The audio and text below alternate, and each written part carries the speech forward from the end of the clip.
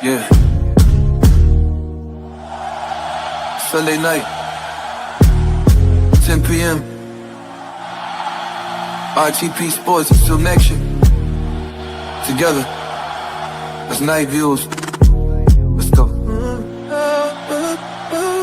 Night Views, yeah, we live. We don't ever miss. Talking every sport, yeah, we deep in the mix. We are still going in, yeah, we talking that top from the field to the court. Yeah, we running it off. Night Views, late night, shit, the vibe too clean. Every play, every take, yeah, you rockin' with the team. If it's sports, we on it, yeah, you know what we do. Sunday night, 10 p.m. to stay. Night Views, yeah. Lights low, mic on, yeah, it's game time. Breaking down plays like at halftime. From the NBA runs to the goal line. We don't miss nothing, it's a gold mine. Hot takes, no breaks, yeah, we speak facts. If they mess up, yeah, we recap. Underdogs winning, yeah, we love that. Champ talk only, where the dubs at. From the hardwood straight to the field plays. Trade rumors buzzing like a field day. If it's prime time, yeah, we still ain't talking real life, this ain't the bet. How you still on the mic, yeah, you break it down. Every play, every move, yeah, he wants the crown. From the stats to the tape, yeah, he sees it all on Night Views. Yo, we answer the call, still nation fan, they know it's real. He breaks down the game, every highlight reel. From the legends to the rookies, we're talking that truth. Yeah, we got that look, G. Night Views flow, yeah, we trending now. From the top stories to the big takedowns. No filter when I speak truth. Sunday night, you know it's Night Views. Late night vibing, yeah, the city up. Game on replay, we don't get enough. From the highs to the lows, we discuss it all. If it's sports in the world, yeah, we got the call. Night Views, yeah, we live, we don't ever miss. Talking every sport, yeah, we keep in the mix. Me and still going in, yeah, we talking that talk. From the field to the court, yeah, we running it all. For the names, yeah, you know the move. Turn it up loud, this that Night Views.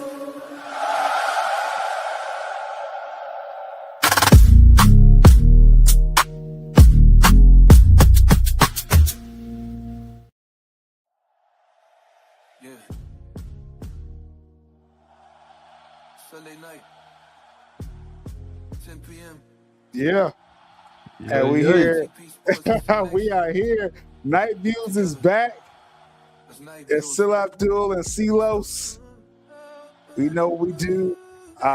Sunday nights is back as well too. We up in here talking the latest.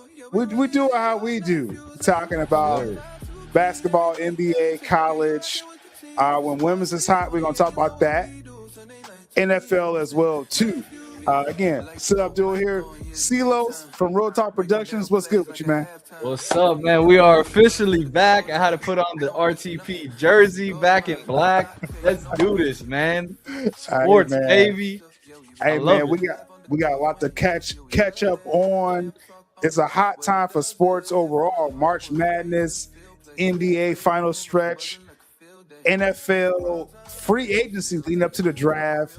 Big stuff happening overall. But like I said, what we do here again, Carlos, we do it our style. Like, we're not here trying to be like, Stephen A. and all this stuff. Like, and shout out to Shannon Sharp and everyone that's doing their thing. But it's just we're fans.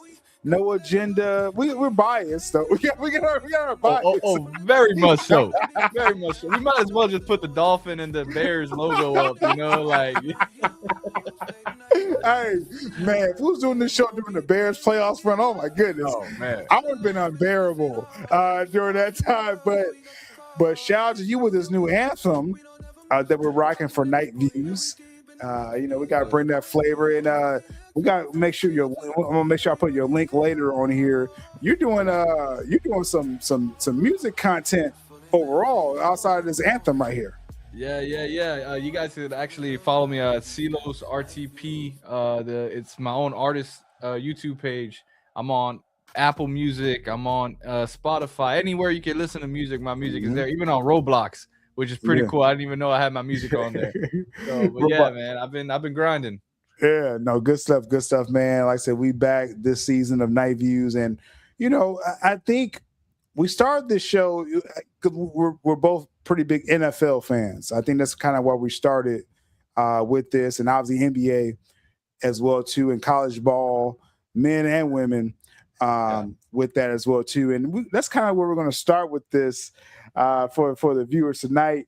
A very interesting March Madness. We're in the Final Four right now. So first, let's throw this up here real quick. Final Four. We got Arizona versus Michigan. We got Illinois and UConn. Insane. But before we talk about this Final Four, we got to talk about how this UConn Duke game ended here, which was insane one time. Got to cut and run through the ball. They'll do better than this guy. Get it in. Real quick, UConn's down by 2. Now, UConn is a powerhouse program, right? I think, did they win the chip last year or last 2 years or whatever? I believe it's the last 2 years. Yeah, the UConn is them. And Duke, everyone, if you watch, our generations, y'all know how Duke is always kind of in the running. So this was a huge game. Duke was whooping their ass like all night, and then UConn came back second half like crazy. UConn down by 2 with a few 30 seconds left or so. Yeah, it was 10 seconds left to be exact. That ball deflected and stolen by Mullins. UConn steals the ball down by 2. Caravan 2 seconds. Mullins Oh my goodness! That wasn't even a full. That wasn't even a full extension, man. That was a. Listen, this Steph Curry level. Listen, as a former coach, seeing this, I wanted to like jump out of my apartment right now. Like, listen, my God. As you're up by 2, you got 8 seconds left inbounding the ball. Why are you passing the ball? Let them foul you. So this was nuts right here. And that was a Boozer, Carlos Boozer's son, who's going to be a top 3 in NBA pick. But this was like the worst. Both of his sons play for Duke. He has one of them as a center and the other one. Oh, this is the other one. Okay, this ain't the top 3 one. This is the little one. Okay. Yeah. and he failed. But right here, like you said, with 8 seconds left, what are you doing? Yeah. I'm gonna go back real quick. Yeah. What was that? I saw his mindset. He has 2 players wide open, but first off, he went the wrong way. Yeah, he should have went down. Yeah. As a point guard, when you get that ball, you hold it because 10 out of 10 times, they're gonna foul you. But you're known to lead your team, especially when it comes to free throws, right? So like. You just gotta hold that ball, man. You gotta hold it. This was bad. This was really bad. See, he threw it up. He should have threw it to the guy down there. Yeah, instead of up there. That was another fail right there. And it kind of looked like when he passed it, he did it off his back foot. He didn't do like a full on pass. I mean, I'm gonna give more credit than shade to him. I'm gonna give more credit to UConn just playing defense and hawking it. But then this motherfucker, the balls of steel of the year. Mullins tosses it up. Who pulls that, bro? Who pulls that? Do you see where he's at? That was if I get this ball, I'm shooting it. Yeah, like he's like, I don't care if we win or lose. And a lot of times in these situations, those are the people you want to have the ball in their hands. You want a crazy mofo on your team, right? And that's what this man is. I don't even know his name. He's gonna have a name now after the shot. Oh yeah, Mullins. Put his jersey up in the rafters. Insane. Duke needs to do it for him as well because he ended Duke's career.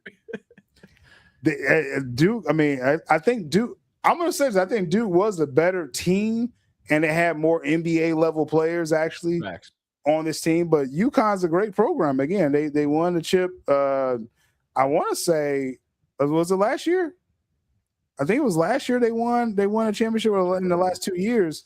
So it's like props to them with the program, and they got a great coach as well too, making a lot of money. And this was just balls of steel pulling this shot. Is Caravan 2 seconds. Mullins tosses it up. You gotta have in your head like, bro, I don't give a F. If I catch this ball, I'm pulling. And that's what his man did. That's what his man did. So they won in April 3rd, 2023. Okay, so they won a couple years ago. I thought they won 24 as well too, but it's okay. I ain't gonna argue with that.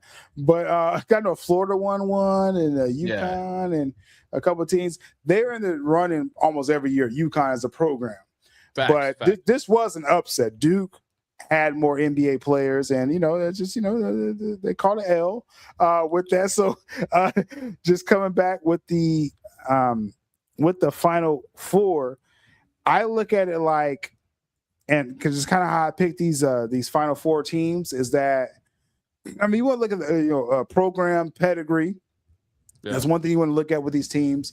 You want to look at because UConn has that. They're in contention pretty much every year, so they got a lot of flavor with that. But then too, the NBA level players, and Arizona and Michigan. Michigan's the top team, I think, of the entire conference, entire tournament. Arizona's up there as well too. Both of them actually have the most projected top 20 NBA draft. They have like 3 players apiece that's ready for the NBA. Yeah. And they play each other. So I feel personally, I think UConn. I think so. This is a matchup: Arizona versus Michigan. Illinois versus UConn. I think UConn's going to beat Illinois. I think easily. Really interesting. Yeah. I think UConn's going to take care of them. Okay. But Arizona and Michigan are the 2 best teams left, in my opinion. Duke was up there as well too. Duke should have won. They shouldn't have lost that game. Yeah, they should. It should have been Duke in the finals versus the winner of Arizona and Michigan. Yeah, that would have been the top 3 teams in the world. But the UConn took them out because of the program. Arizona and Michigan both have 3 projected NBA draftees in the top 20 or so picks. So this is going to be a dogfight, Arizona, Michigan. I'm going to lean with Michigan because I grew up with the Fab Five. So, Chris Webber, Juwan Howard, Jalen Rose. So I'm going to lean towards Michigan. But Arizona is a hell of a team. Could easily be the champion as well too. What do you lean with this Final Four? I'm with the whole Arizona Michigan thing. I've been seeing Arizona play, man, and Arizona compared to a lot of these other teams, they got size and like it's size that can shoot and like move the ball. Like it's pretty crazy. So I'm gonna lean to with Arizona on that. But honestly, I really think Illinois is gonna surprise a lot of people. Okay. I really do think so, and I don't know. They might pull an upset. I'm the underdog guy, always. But I think Illinois might pull an upset this year. After this rush, because again, I'm gonna reiterate again. I think UConn, they were the inferior team actually tonight. It just Duke blew it. Yeah, I think Duke blew this game. Duke again had the Boozer guy, the older one, who's gonna be top 3 in the NBA draft. And they had a better again team overall. They blew it, but UConn winning that, you get that mojo. And you're just like, okay, like, we're going to kind of ride this, and they won a championship in the last 2 or 3 years. I think UConn's going to easily, and again, this is my opinion. Right. I think the 2 best teams left is Arizona and Michigan. Whoever wins that game is going to win a championship, in my opinion. Yeah, no, I agree with that. I think if I had to choose between the 2, I think it'll be Arizona, just because of the size overall that they have. Yeah. And their defense is really good. So like I agree with you though. Those are definitely the top teams. Yeah. Arizona is nuts. Like, and with the funny thing with college, like not enough people watch all these teams, and I don't even catch all the games like I want to.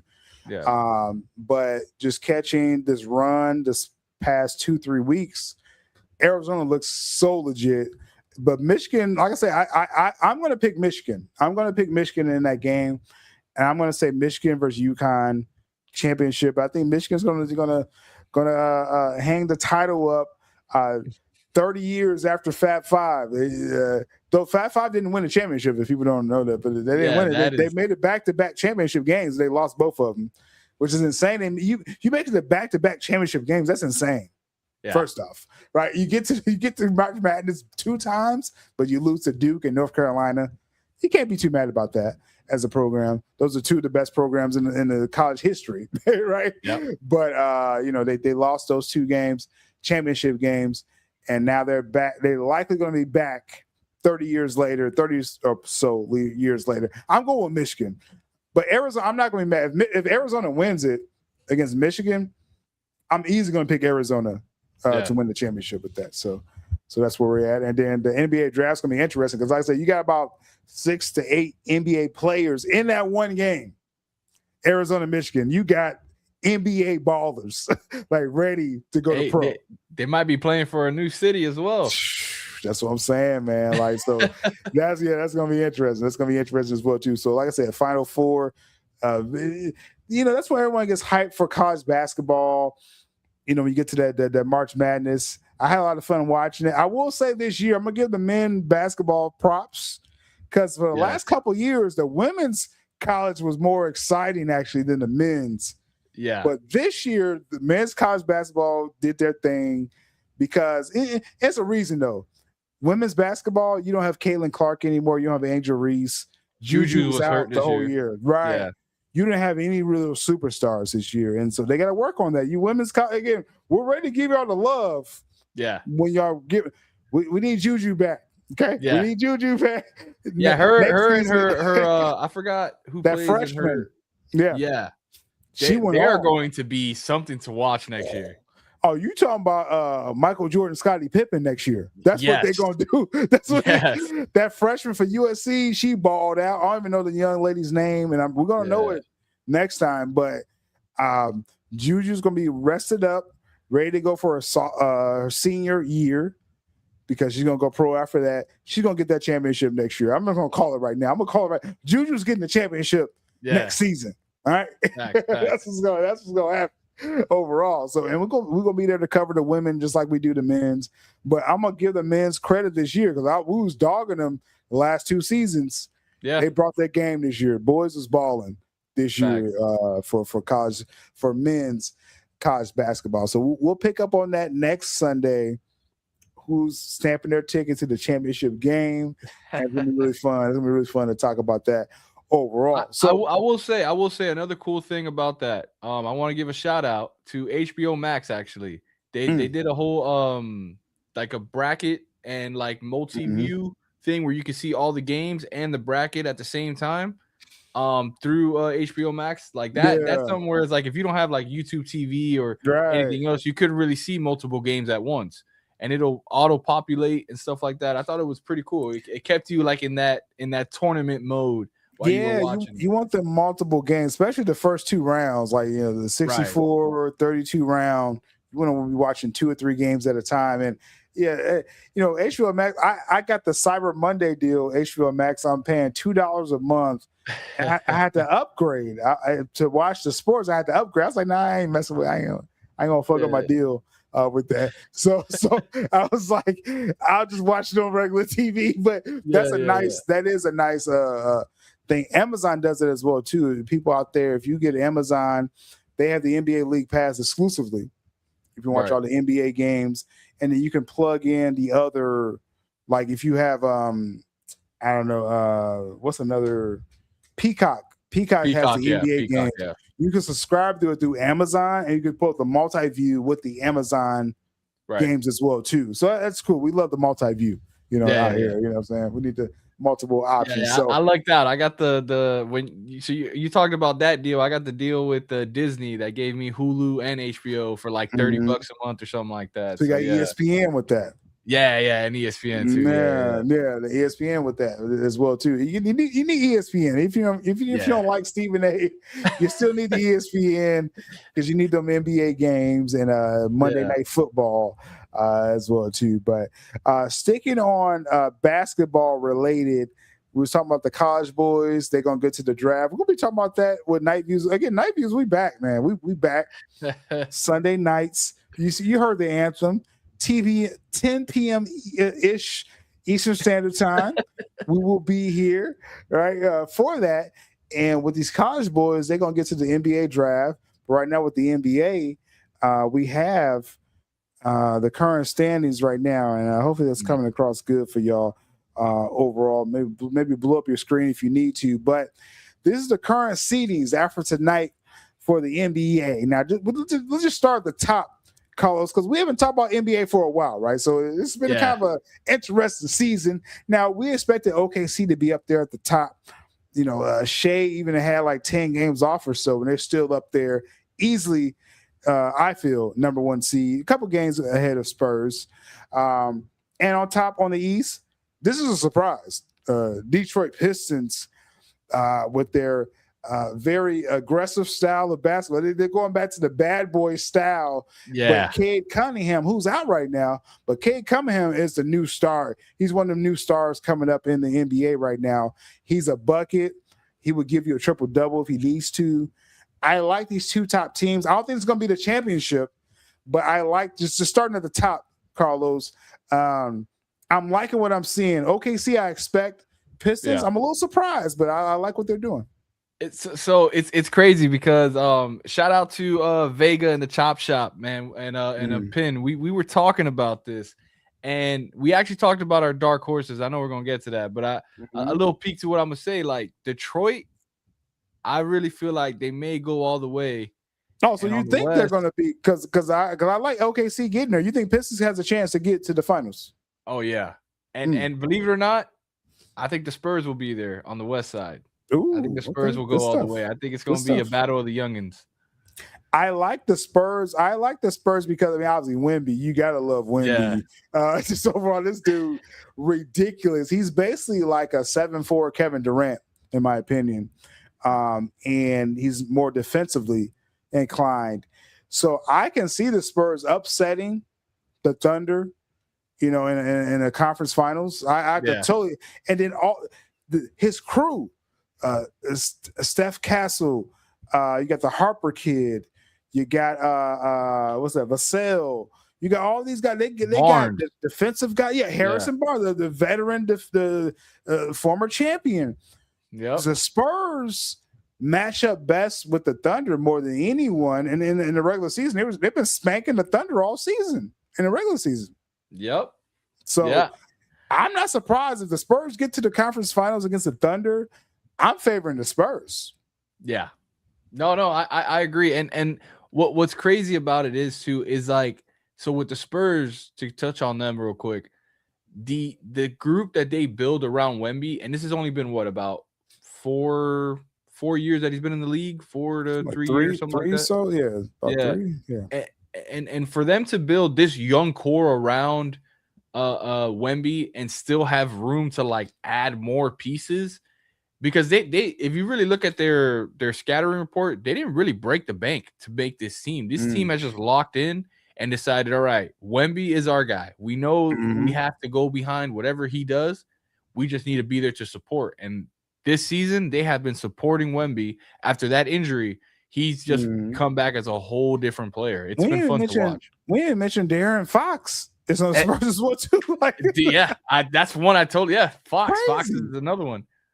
It's insane. They have a squad, and like I said, I love the Dylan Harper. I think he's a great rookie 3-and-D player. He can handle the ball as well, too. Again, Stephen Castle, he was a rookie of the year last year. He's, again, two-way player. So you got these dogs. You got Wemby. You got these wing dogs, and De'Aaron Fox is a straight offensive weapon. Yeah. This is a dangerous team, the Spurs. They're legit. Right there. And again, I will pick them. If it ends up being Thunder Spurs in the conference finals, I'm picking the Spurs because Wemby is the X factor. Yeah. You know, you have nothing to match him. But on the East side, I'm going to lean towards your nemesis. The Celtics, I think, will actually take out the Pistons because Tatum, he got a month to get back, his legs back. Yeah. Jaylen Brown actually had his best season ever. He's actually, I will pick him as MVP right now, actually, Jaylen Brown. He was a Finals MVP a couple of years ago. He was the best player. I think he's the best player on the team. I agree with that. I think he's been for a couple years now. Yeah, people give Tatum so much love, and I get it. But I'm just saying, you're talking about who's the best player, the best two-way player on the team. It's Jaylen Brown. Yeah, that championship they won a couple years ago would not have been without Jaylen Brown. It was because of him. So all I'm pushing back on the Pistons is that y'all young, y'all babies out here. Yeah, I know y'all killing it. Y'all killing the game. Yeah. But and Cade Cade is the truth. I can't wait to see him in the Olympics. Right, the next Olympics team, you gotta have Cade Cunningham and Ant. We're gonna kill in the Olympics with these two guys. But this is not get too ahead of myself. But it's just my thing is that I like Cade Cunningham's game. I just don't think his team around him is ready. They're killing it with wins. You see what I'm saying? It's like it's a difference when you get to playoff speed. Cade's gonna be ready. I don't think he has his Pippen, right? If we're gonna just compare everything to Jordan and stuff like that. Yeah. You need that other guy, right? You need that other guy because like Thunder, you have Shea and you got Jay Williams, who's a baller, right? He's an all-star level. He's if you double in Shea, you got Jay, right? Spurs, I mentioned 3-4 guys they have, right? Yeah. Celtics, they won it before. They got Tatum, Jaylen Brown, Derek White. Now you got Pritchard. You got this white boy. He's killing it as well, too. So it's like they got a squad. Pistons, you got Cade and then a bunch of guys that haven't done it before. You know what I'm saying? Yeah. You got a guy like a Short Thomas. You got – I mean, there's only one guy. His name is Duncan Robinson. Shout out to ex-Heat player. Shout out to Duncan. Yeah, he's getting buckets over there. Is he going to be ready for the playoffs? I'm just saying it's like – if Cade does 40-point triple doubles every game, then they will win. They will win a lot of games. But who's going to help him out? You got Duran, the big man, solid, but is he really ready? That's all I say with the Pistons. Right. I'm doubting him. I am doubting him. Yeah. What's crazy about it? One guy I totally forgot that's on that team is Tobias Harris. He's like a Swiss Army knife type of guy, right? He'll give you a bucket. He'll give you some playmaking. But they didn't trust him with Philly. You know what I'm saying? So it's like I really don't trust him now in Detroit. Was cut short real quick. You know what I'm saying? But so like I said, hey, all respect to the Pistons. They're doing their thing. Again, Cade Cunningham was a big part of that. Good coaching as well, too. They got a good scheme. They played the very aggressive defense. So they're going to be in any series they're in. I just think if they run into the Celtics, I think the Celtics is going to hand it to them. But going back to the West, other teams that kind of stands outside of the top two, right? Because you kind of figure it'll be top two. I think both sides, will end up with top two conference finals. But Nuggets, former champion Jokic is best player in the world. But Ant, he's beaten the Nuggets before. Again, this is assuming the seeds will stay where it's at right now, y'all. We'll see if it justles out. We got about 15 more games or so left. So it could shake up a little bit. We'll see. But Nuggets, Timberwolves, Ant has beaten the Nuggets before in the playoffs. So this ain't a given that Jokic will get past the first round if it holds like this. Yeah, no, I agree with you, but I mean, mind you, Ant didn't play last night, but I saw that game. I believe it was the Timberwolves versus the Clippers or something like that. I forgot who they were playing yesterday.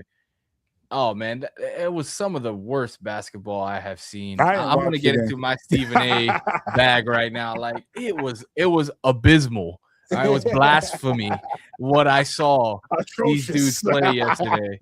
Like, straight up, they couldn't make a layup right under the rim. I was like, are we watching? Like, I'd rather go watch. Like, I would have more fun watching March Madness, mind you. The setting, tournament, and all that. But I'm like, man, this is the NBA. Y'all can't make a layup. And it's kind of ugly. But so like for me, seeing that and I can never count against Jovic because he's just a joker. Like that man is So I think they will definitely knock out the Timberwolves. Maybe 7. Yeah, 6. I'll go 6. Okay, I'll go 6. Okay. I really want to go 4. I'll be fair. I'll go 6. I think they'll go 6. Yeah.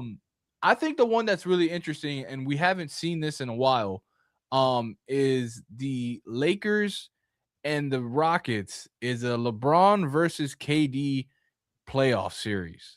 I think that is going to be some of the most fun playoff series we are going to see in a very long time to come. I really do. I really do believe it's going to be that. Yeah, I'm gonna say Lakers in 5. with that. Now, I am a Lakers fan. Let me full disclosure for you. I am a Lakers fan. Remember, we didn't say we were biased on here. Remember that. We give you the biasness, but no, I think the way Luka's playing right now, Rockets have nothing for him. I agree. They got nothing for him. But can they stretch it out? Can they give him 6? But I'm saying Lakers in 5 with that. But then you're talking about Lakers, Spurs. Spurs just have the length. They have all the athleticism that the Lakers don't have. I'm a realist. I'm biased, but I'm realist as well too. I'll be shocked if the Lakers get past the Spurs in a second round. And what the Lakers got to do off season, get rid of Bronny, get rid of LeBron, and get some real, the defensive guys around Luka, build that team around him and Austin Reeves, and then let's run it back next year. I think we'll be better next year. But right now, the Rockets, they ain't ready for us. Again, we'll talk about KD. What will he do in the future, the near future? He probably ain't trying to rock with Houston too long with that. And just real talk, these playing teams, I'm not taking any of them seriously. Though I do like the Clippers. I always like Kawhi's game. Yeah. And the Suns had a surprise season with Dylan Brooks and Devin Booker, but they don't have enough. So, I mean, if we're going to pick just off the cuff, West Side here, the Warriors, Steph's going to come back and beat the Trailblazers, right? And then Clippers will beat the Suns, in my opinion. But, again, Clippers matching up with the Spurs, that's a mismatch. That's Spurs in 5. Warriors beating and going to play the number 1 seed Thunder, that may be a sweep.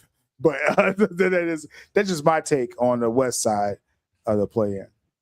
Yeah, no, I have nothing to add to that. I agree. I think, the Warriors. I mean, to be honest with you, I don't know if the Warriors might get past the Trailblazers, man. That's fair. I think, because from what I've seen this season, I feel like they're more arguing with amongst themselves than they are playing basketball. And then not having Jimmy, even though we don't really mention Jimmy down here in Miami. A little bitter, but without having him, especially playoff Jimmy, that I think that's gonna hurt him. And then with the Clippers, they've just been having these weird spurts where they look like the best team in the NBA, and then all of a sudden they look like the worst team in the NBA. So I think they will get past the Suns just because I don't like Devin Booker. So I'm just gonna lean on that. See, the fun thing with the Clippers is like Darius Garland. Garland's been looking pretty good with Kawhi. Look even better than his Cavs years. But again, Spurs a lot more freedom. A lot more freedom for him out there.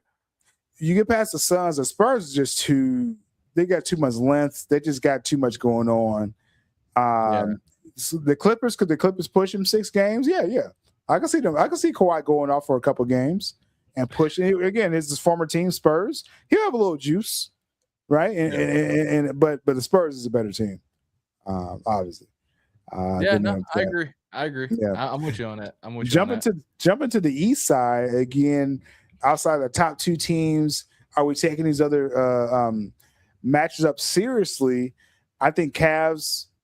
I mean, was that a lateral movement getting James Harden, getting rid of Garland, a younger player? I don't really know. I don't know what they thought they were going to get to vault them over anything. I think the Cavs are just the Cavs. They could win this first round against the Raptors. Yeah, I don't trust the Raptors, right? But you're talking about Cavs and Pistons. I mean, actually, this is funny. When I say this, but I'm like, oh, you look at how it matches up. The Cavs could upset the Pistons, in my opinion, but they have nothing for the Celtics or the Knicks that comes out of the other side, in my opinion. The Cavs are a classic 1-2 round team. I don't see them at championship level at all. So, I mean, here's the thing, right? So I've been watching closely the Cavs play, and when they're healthy, when they have James Harden on the floor, it's a totally different player of what I've seen James Harden's play these last couple of years. He really went into his role of being that point guard for them. I mean, we did see spurts of it when he was playing on the Clippers with Kawhi, but having a guy like Donovan Mitchell with him and letting Donovan Mitchell not have to do exactly everything because you have a guy like Harden who could distribute the ball, and then you have Allen down low and all that stuff. I think the Cavs again, if they stay healthy, they may do a little run here. I'm gonna stick with that. I really do think so. But I don't think they will get past Pistons, or if they were to get to the Celtics, I don't think they would pass that team. But I do think that they'll make a nice little run. But to jump over to the Celtics, and this is me just again, I've seen these different teams play, and story wise, we've seen this matchup before because let's be real, Sixers are gonna lose. Joel Embiid's gonna fake an injury with a calf or something like that.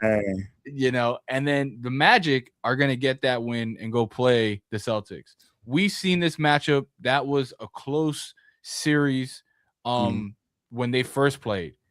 The Magic want the Celtics. As crazy as it sounds, they want the Celtics. And I think right now, I know Tatum has a couple games to get back into it, but they're injured.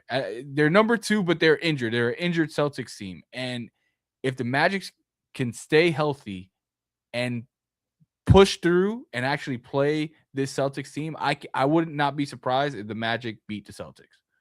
Interesting. I know that's your biasness speaking right there. I think the Celtics. I think the Celtics are like a top 3 team in the league, West and East combined right now. I don't see any way that.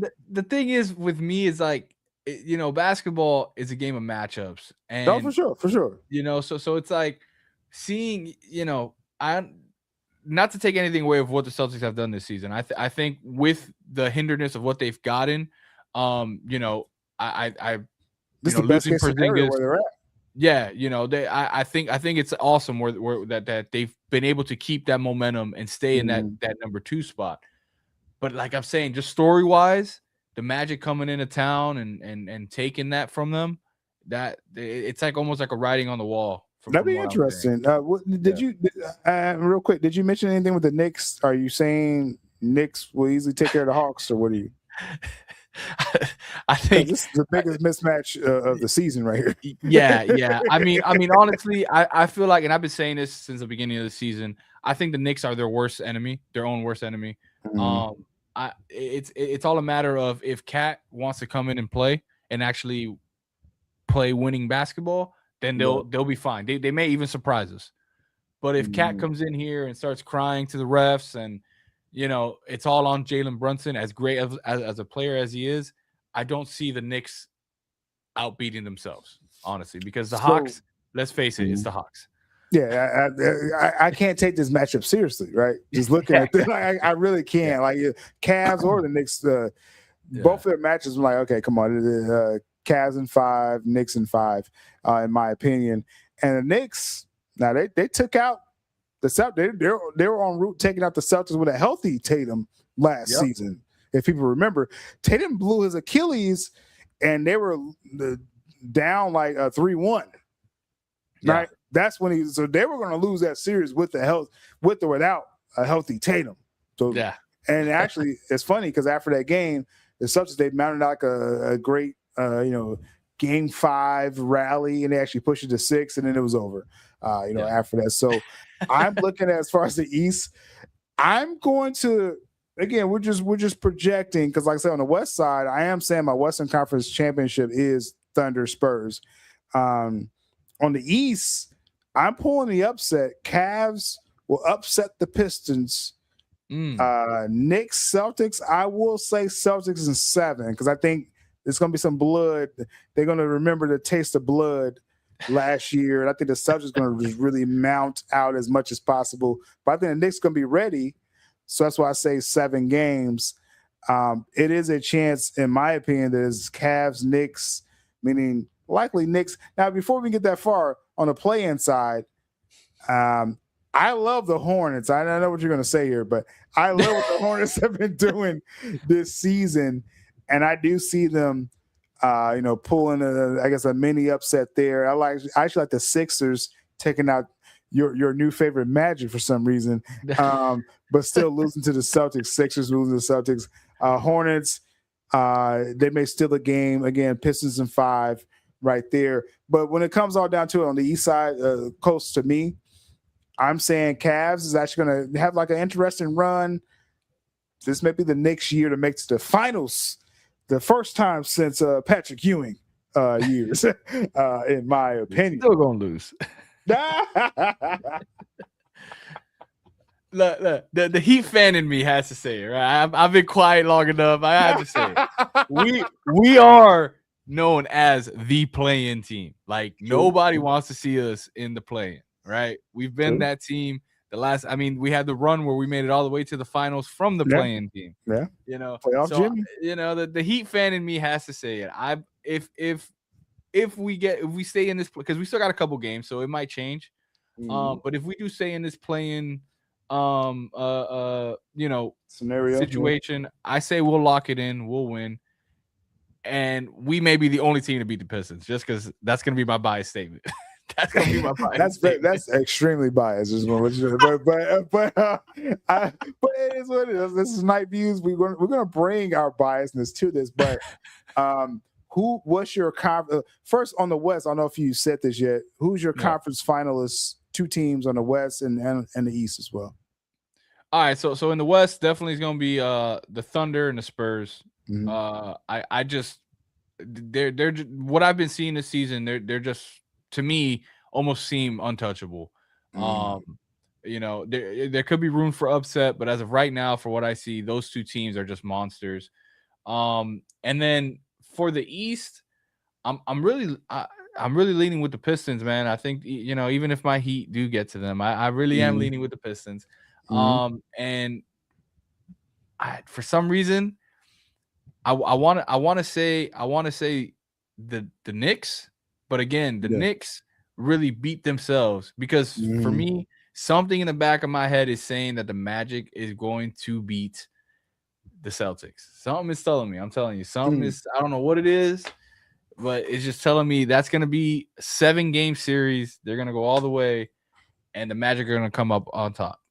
So you're saying the Knicks, Knicks Pistons? Knicks and Pistons. I really do think the Knicks and the Pistons. And we'll revisit this as we get to the playoffs, because again, I don't want to go too far into the finals. I will say, right, just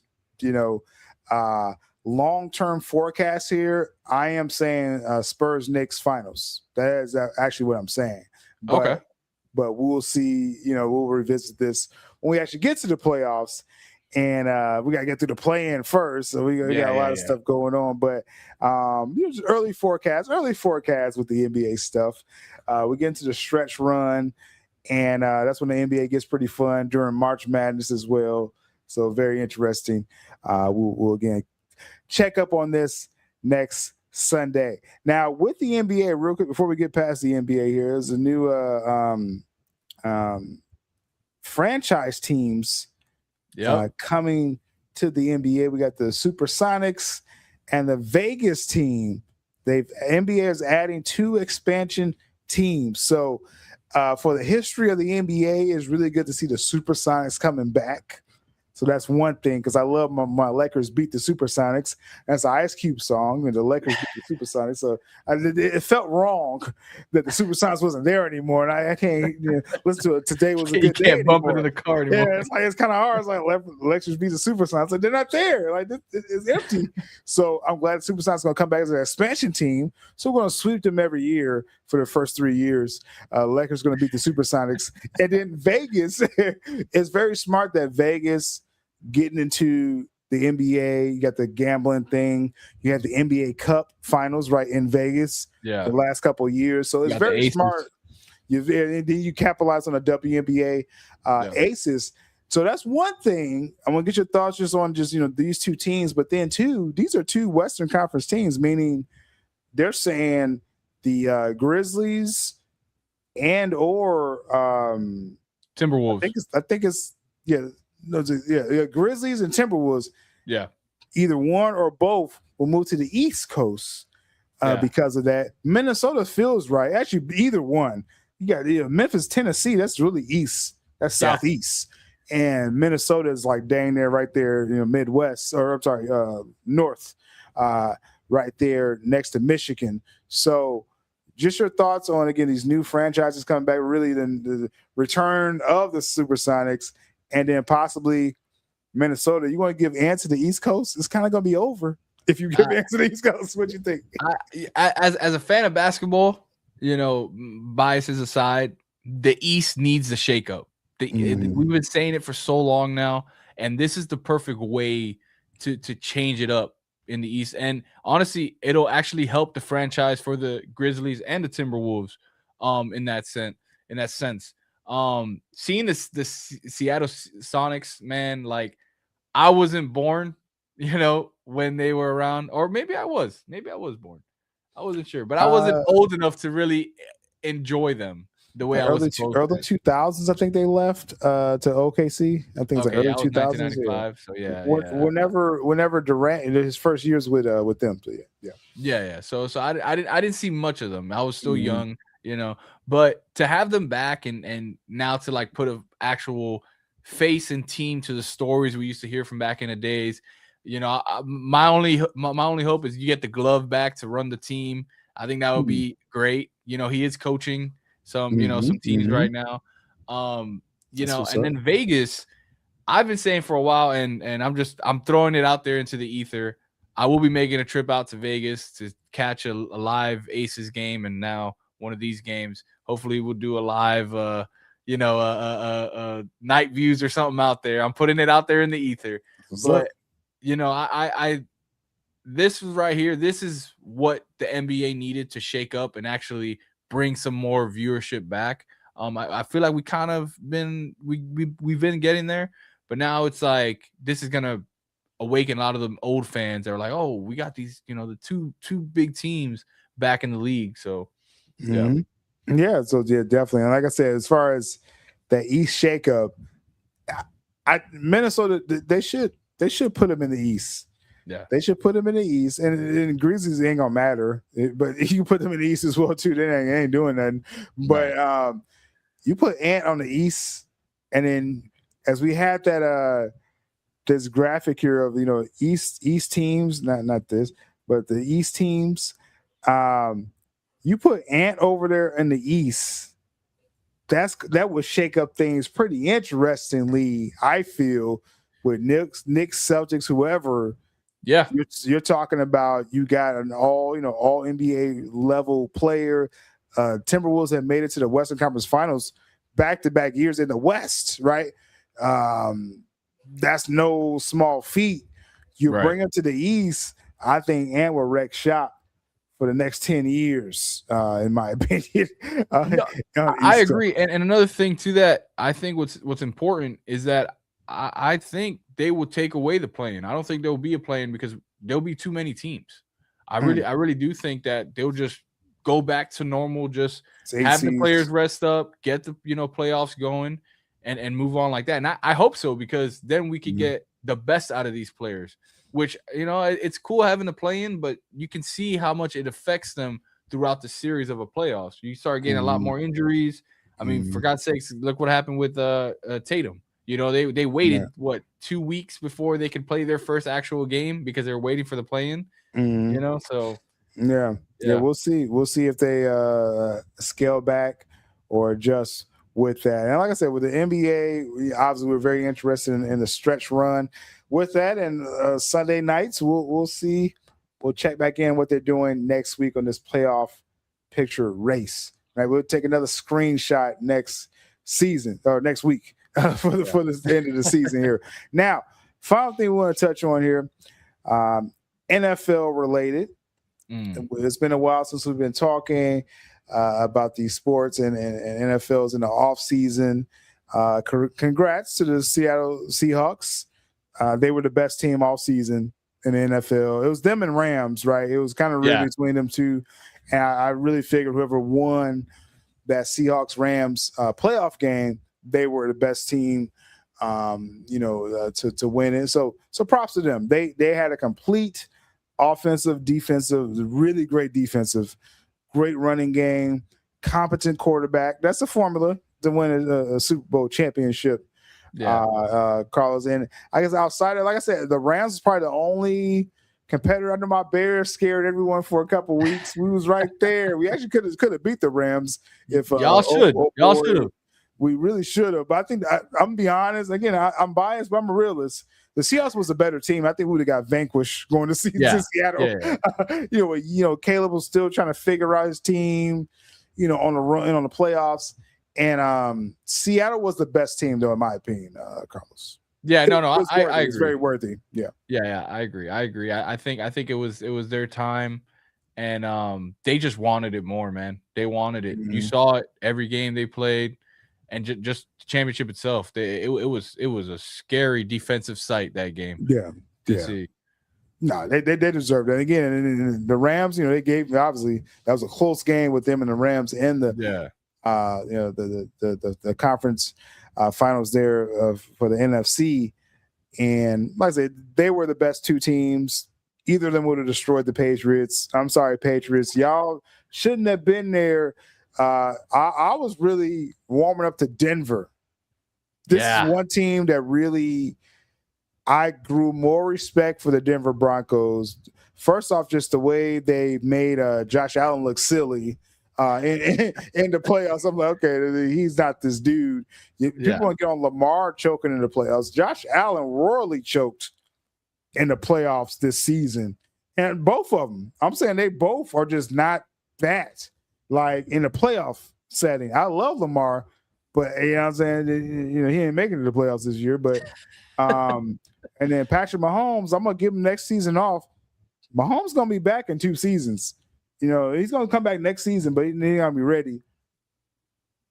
You still got 1 more year to get your lick in before Mahomes is really back. And I'm not seeing, like I said, Lamar. I don't know what's gonna change. In my opinion, I know they changed the coaching. We'll see. Josh Allen, he got royally exposed by the Broncos, in my opinion.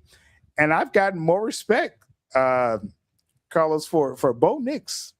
I got more respect for the Broncos. We're going to talk about free agency with them in a moment, but just how the season ended, because we didn't really talk about it. Patriots they shouldn't have been there. Bo Nix gets hurt last play in the divisional round, misses the conference final. They should have been Broncos. I still think Seattle would have won, but I got more respect for the Broncos. Is my point with that. Yeah, I think a lot of these teams need to watch out for the Broncos next season. These are the stories that build that momentum, that chip on your shoulder. They were supposed to be there. They were supposed to be there. They wouldn't have won, in my opinion. I still think Seattle no. anyone or Rams, whoever would have been from the NFC, but the Broncos were the best AFC team. I would go a step further and say they would not have won. Definitely, I agree with you. But I think they would have put up more of a fight than the Patriots. Hey, the Patriots, man, Drake May, he looked like Drake versus Kendrick. That's how he looked out there in the Super Bowl. I'm like, this is like I thought they were playing flag football for a second. I don't know what was going on. Bro. I'm like, this man had no chance. Like he had like less than 3 seconds dropping back every time. And I blame that more on coaching. You got to scheme up something where you got to give this dude a chance. And then when he had a chance, he was throwing it to the other team. It's like I like Drake May. He's from the same class as Caleb Williams, Bo Nix. The great quarterbacks coming out. Jaden Daniels, right? He was hurt last year, but so Drake May is going to be there. It was totally outclassed by Seattle. And with the Broncos, I agree with you. They would have gave him a better fight. Yeah, but they didn't have enough offensive power. We're going to talk about what they added. They didn't have enough offensive power for that Seattle game. But like I said, props where it's due. I was hating on Bo Nix all season last year. Like, he got this baby arm and all this stuff. He showed a lot of guts, and like I put Josh Allen down after that game, and I'm moving Bo Nix up. As far as just my hierarchy of quarterbacks, in my opinion. I agree. I agree with that. So good stuff. So the free agency is here. It's actually have come and went. We're looking forward to the NFL draft, which I'm going to be covering, if not on Night Views on my ABDUL Sports channel. We're definitely going to be seeing who these teams are adding. But this is a ranking of the free agency of acquisitions, right? So we're going to throw a few teams at you here, Carlos. Their ranking, and this is ESPN, so it could be some agendas, but they're saying the Pittsburgh Steelers are their top free agency team because they got Michael Pittman Jr. from the Colts, receiver from the Colts, Rico Dowdle from the Panthers, running back, pretty good. You got Jamal Dean, I think he's a cornerback, Brisker from my Bears. We was done with him, so you could have him. Asante Samuel Jr., who's kind of old, but the Steelers, they needed more offensive power. Pittman Jr. and Rico Dowdle is actually good additions, especially if Aaron Rodgers is back. You got a more running game, and you got more weapons outside with DK Metcalf. Yeah, and we saw that, with everything. They were kind of focusing a lot on Metcalf, and rightfully so. Mm-hmm. I think with adding a guy like Pittman, who's a monster. He was a monster for Indy, and he would be a monster with the right quarterback, for the Steelers. So no, I agree. I think I don't know, maybe number one, but they made some moves. They made some moves. I think it's more of an accumulation thing. Again, this is ESPN, but I think I think accumulation of saying, okay, the Steelers, you need a real number two, which really Pittman. I mean, that's my second home. The Colts, he probably could take the number one from DK. We'll see. It'll be a 1A and 1B thing. So more firepower on the outside. Rico Dowdle has proved himself coming from the Cowboys to the Panthers, taking over the backfield, both sides, and again, adding more defensive secondary help. The Steelers, I don't trust old Aaron Rodgers. Let's just put it up. This is Night Views, right? I don't trust old Aaron Rodgers, though. Like, this is cute, right? Getting these weapons. The Steelers, y'all better draft a new quarterback.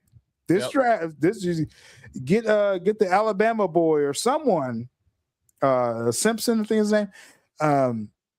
You better have a backup plan. Aaron Rodgers can't be your answer with this. I'm gonna be honest with you. And many people may laugh when I say it. I honestly think they should have went after Flacco, man. He signed another contract to go back to the Browns, was it? Or no, Bengals. And I think this team could have used him. And you do that. You draft that young quarterback, you let him, learn under a veteran like Flacco, who's been destroying these playoffs the last couple seasons. I think that would have been a better matchup for them. Now you're kind of waiting for Aaron Rodgers to decide what. I don't like that scenario. I think they really should have went even bigger, in my opinion. I mean, you want to get a veteran, so I get where you say Flacco. They should have got Kyle Murray. Oh, yeah, no, I agree with that. They should have easily went after Kyle Murray. Pay what you need to pay. This guy, he's an all-pro level quarterback, former number one pick. Yes, he fell out of the scheme of Arizona Cardinals. Yeah. But Kyle Murray has the arm. He has the athleticism. Maybe he doesn't study the playbook. He plays too many video games. I get that. You got to help him out with that. With these weapons, with DK Metcalf, Michael Pittman Jr., who's the number one with the Colts. Now this is a great pickup for a receiver. You got a real running back with Rico Dowdle. Steelers always has defensive players as well. You should have easily got Kyle Murray and Rex Shop with that. So I think it's a miss. I think it's a miss with them. Yeah. There's also another quarterback out there that should have been there. His name is Tua Tagovailoa. I think he would have been great out there. I wonder what their scheme, because I think they got a new offensive coordinator as well too. So I wonder their scheme. Tua, I know it's like a hometown thing with you. I think with Tua, not too much in the right scheme. Yeah, and we've seen it protection. work. We've seen it work where Tua, you have the right scheme, again, right protection, running game, timing routes. You could have easily done this with the Steelers with that, and I think they went the cheaper route. Again, the old man Rodgers. I would have took Tua over old man Rodgers. Yeah, I would have took him over. Overall. So that is what it is. Somehow they ranked the Steelers up there. Again, this is BSPN. 49ers. I think one of the biggest gets of the free agency is Mike Evans, future Hall of Famer. He's won a championship. He had Brady there at the Buccaneers. He's won a championship before. He is that guy. Mike Evans, Christian Kirk, who's like one of my favorite number 3 receivers out there. Yep. You plug him into any team, he could run that number 3 option. You keep Mike. You got Mike Evans. You got what's the other guy? Pearsall, I think that's his name. So they got Brock Purdy has a great receiver core. 49ers, they figure out their defense every year. So and then you got C-Mac. I think who's their tight end again? He got hurt late in the season there, but so they're not going to really have that veteran tight end, but you're going to have a good receiving core overall. What do you think with the 49ers, reloading their offense, it seems like? To be honest, this was one of the biggest surprises to me. I didn't think Mike Evans was going to go to the Niners. I thought honestly he was going to go to a team like the Ravens or even the Bills. I didn't expect this, and I didn't even know the Niners were even looking for that. Real quick, George Kittle, the veteran Kittle. Yeah, I was literally just typing. I'm like, I see the long hair, I see all that. I just can't remember his name. He blew his knee out late, and so he's probably gonna miss his entire season. But I love these receiver weapons, though. The 49ers are stocked up. Yeah. And I know a lot of people are saying, "Oh, Mike Evans, he just came back from a big injury," and they're like, with caution and stuff. But listen, it all comes down to the scheme, how you use them. And then you add a guy like Christian Kirk with him to that, with a McCaffrey, with all, this is definitely going to be a team to watch in the season. Again, it was just very surprising to me with this exact deal as well. What is it? 3 years they gave him? I believe so. I think. Yeah, like that's some big money they're throwing at Evans. So, I mean, now I guess he is your number 1 guy there, as your number 1 receiver. Has to be. With that contract. Yeah. Oh no, he's definitely number 1. What they say here, the deal, they're committed. Okay, so his first year is only guaranteed, and then they have some wiggle room after that first season. You're talking about Evans is easily your number 1. Yeah. I don't think they're keeping Jawan Jennings. Again, Kettle's going to be out, so it's about Mike Evans and again Christian Kirk and Pearsall. You have a great core right there. Yeah. You still got C-Mac. Brock Purdy is all-pro level quarterback. I've seen him toast some defenses, except the Seattle Seahawks, but no one really except a boy from the Rams. That's the only team that really did good against the Seahawks last year. So I forgive Purdy for that, right? So I like how they're reloaded. Their defense is always going to show up. The 49ers figures out their defense every year. Yeah. I think the Niners, they're going to be a pretty dangerous team offensively for sure next season. Definitely going to be fun to watch. Yeah. So we'll see. We'll see what they do overall with that. Again, this is the ESPN. I don't know how the Lions are top 3. Why? Because they got Pacheco? Like, I don't get it. What are we doing, ESPN? You lost a better running back with Montgomery. You lost Montgomery. So Pacheco is not on Montgomery's level. So who wrote this article?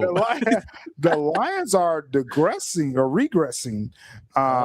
In my opinion, I don't really see any juice from these acquisitions. They already lost Ben Johnson. That was your magic right there. It's with the Bears now, buddy. Yeah. Okay, so you lost that magic. We saw with the Lions, y'all missed the playoffs without Ben Johnson.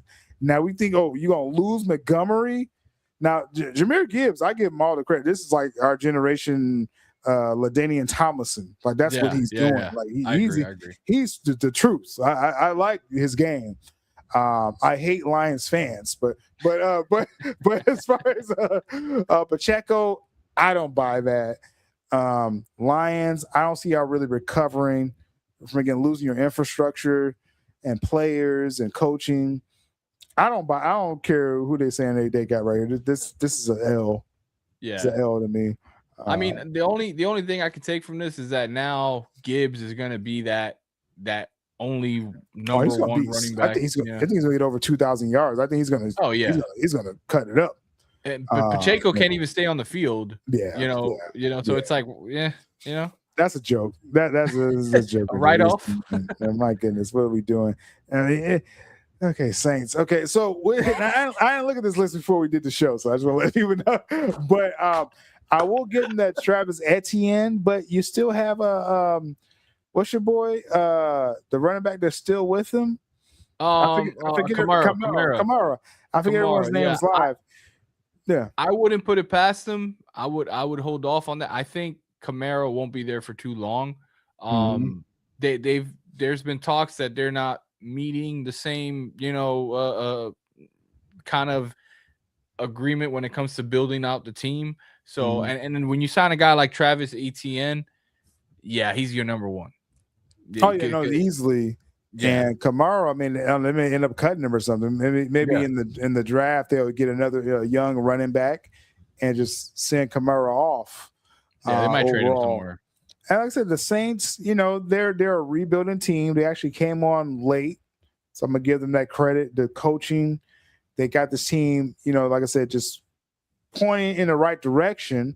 They lost some key people like Rashid Shaheed. That's what probably was the edge for the Seahawks. You had Shaheed over there. Chris Olave, great when he's healthy, like it's saying here. Again, Kamara, he's kind of on his back end. But you bringing in Travis Etienne, I don't think you want him to get 30 carries a game either. Like, he may get dinged up, in my opinion. So this is a transitional team. I don't know why they're this high on the list. The only way that will work is if they do what they did with the team we were just on, Detroit, and kind of use Kamara how they use Montgomery, and like have ETN be that Gibbs type of player here. But that's asking a lot, that's all in the scheme and stuff, Yeah, I mean, hey, in their division with NFC South, the Bucks are taking a step back, losing Mike Evans, right? I think the Panthers are going to jump up there. I think the Panthers actually had a good showing last year. I think they're only going to be better overall. And then the Falcons, they got your boy Tua. So, I mean, the Saints are still not quite playoff level, just in their own division. It's just, they're just trying to, build up for this season. I don't see nothing here. I don't see nothing with the Saints. I will say, shout out to Bryce Young for the Carolina Panthers. We trashed him a lot last season on Night Views, and he stepped up. He stepped up. That's as far as I'm gonna go with that. Hey, a playoff team. He actually gave him a chance in the playoffs against the Rams. Yeah. So I'm gonna give him credit. On that. I mean, they're not doing much else, but I'm just we'll give them that. We'll credit where it's due. Next year we got Broncos, which should have been number one on this list, in my opinion. Getting Jalen Waddle and J.K. Dobbins. That's a low key good running back to plug in here. With the Broncos, the main issue I had with them last season was, do they have enough weapons? They didn't have it last year. Even if it would have made it, even if Bo Nix wasn't hurt, they wouldn't have had enough weapons for the Seahawks. Now you add Jalen Waddle. The Broncos, I think, has a chance to be, again, number one seed again AFC, in my opinion. Oh no, I agree. And shout out to Waddle, former Dolphin. He's great when he's healthy. Yep. And when you actually throw him the ball. So having a guy like Bo Nix and in this scheme, I think Waddle will shine. Waddle will definitely be the top, number one receiver for that team. If he stays healthy. That's key. I think he should be number one on that team. Who's the other receiver there? Broncos receiver Cortland Sutton, who's solid. He's solid. He's solid. Not number one, but he's solid. Jalen Waddle, I think, has better just physical skills, speed, size, even. Then you got a bunch of number two, number threes with this with the Broncos. So this is a huge upgrade to the receivers. So you got a new number one receiver, in my opinion. You got a new number one running back. I think J.K. Dobbins is better than any running backs they have right there. So you've upgraded your offense instantly with the Broncos. You're going to have the same defensive scheme, good coaching overall. Again, I respect. This is 6 months ago. I wouldn't be saying this about Bo Nix and the Broncos. I've gained so much respect for their run, how they exposed the Buffalo Bills. I'm saying Broncos. I don't care whenever Mahomes comes back. I think the Broncos are going to be the class of the AFC, especially with Jalen Waddle right there. No, so. I agree with you on there, man. They're definitely going to be another fun team to watch this coming season. Them with the 49ers. Mm-hmm. Yeah, 49ers, big upgrade with the 49ers. I do give them that. If it's 1A, 1B there, I think the 49ers had a huge upgrade overall. Now, we got the Patriots here.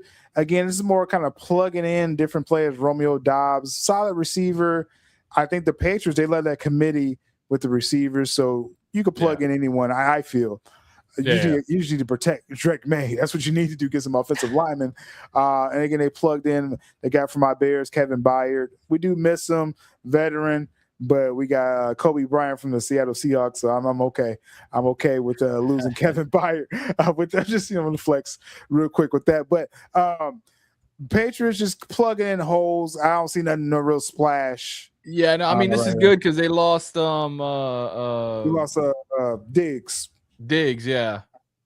Who didn't really do that's a plug-in. Yeah. Romeo Dobbs, good veteran. I think he was good with the Packers. We like beating the Packers as Bears fans. So it was good, happy for him. Going to another team that has a better chance to beat us. But yeah, nothing that really splashes out with that. And I think we're getting kind of to the bottom of the barrel with some of these. I don't even want to talk about the Raiders. Who made this list, man? This one of the worst lists. Like top 3, I was with them. This is terrible. This is the Commanders. I mean, what I'll say. Okay, well, just going back to the Raiders real quick. It's about them drafting. Number 1 pick. Yeah. What's that guy's name? With the Hoosiers. We're expecting he beat us, man. That was tough to watch. They beat the Hurricanes. We're expecting him to be the number 1 pick. Who's the quarterback's name again? Let's see, QB Mendoza, Fernando Mendoza, who's going to be the number 1 pick, presumably. They did add some Linderbaum. They did add some offensive linemen, so I will give them that. Overall, you have your who's your running back again? Because I don't really follow them. Ashton Jendy. So they're starting something with the Raiders, but this is again a rebuilding team. 4 or 5 wins. That's what they're pretty much going to do. Yeah, I'm hearing this is the most Brady is more hands-on with creating this team this season. So we'll see it. We'll see how that pans out, but not expecting much from them. Not expecting much from them. Yeah, I mean, they're going to be competitive, so I give you that. Commanders again.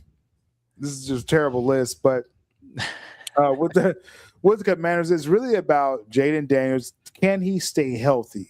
Yeah, because that first season, as magical as it was, Jaden Daniels, he got nicked up a little bit this first season, and in the second season, like he just he's like a twig out there. Like he just fell on the ground, just broke everything. It's like, bro, like this dude, like he's not gonna last 5 seasons, maybe less, like a RG3 type of thing. With Jaden Daniels. So it's really just about keeping him healthy, right? And also, like I would like to say shout out to Debo, because he had a monster season last year with them. He was pretty much playing every position on that field, man. Yeah. It was nuts to see. But he just needs to stay healthy, man. I don't blame him. Again, this is just the worst list ever. But Jacksonville Jaguars, they lost Etienne, and I really think Trevor Lawrence, is he really him? He had a great season last year until he got to the playoffs, and he became Trevor Lawrence again, and they lost. So it's like the Jags out. I mean, if you want Travis Hunter, are they really going to do both sides again with him? Because I thought he was great at receiver. Yes. Last year. And actually, he was a better receiver in college, in my opinion, too, with Shedeur Sanders throwing in the ball. He could play defense, yes. I'd rather Travis Hunter on offense. I'd rather just him be a receiver, just make him a weapon, in my opinion. Yeah, I agree. And honestly, the whole I think they should try to draft a quarterback this season. And this should be Larson's last year to like figure it out. Do you got it? Do you don't? Like, it's like, come on. Mhm. Lawrence, sorry, Trevor. Trevor Lawrence, yeah, you got it. Yeah, Trevor Lawrence. Yeah, it's time to put up or shut up and kick him to, because man, it's like sometimes he looks like they got everything together, and then Right. sometimes it looks like he doesn't know how to throw a football. It's just crazy. I mean, he is easily exposed, and so it's kind of hard to build around, someone who's like, okay, he's going to shrink in these big moments. Yeah. And so, like you said, yeah, he's kind of on the clock, in my opinion. Not sure how long his contract is, but I just, I gave him his props when he was playing good, but it just he disappeared, like in the playoffs. It's like he was waiting for you to say something, and then as soon as you said it just went whoop. They have Kyler Murray at number 10. This is crazy, right? So you got the Vikings. So first off, who's that trash quarterback they got right now?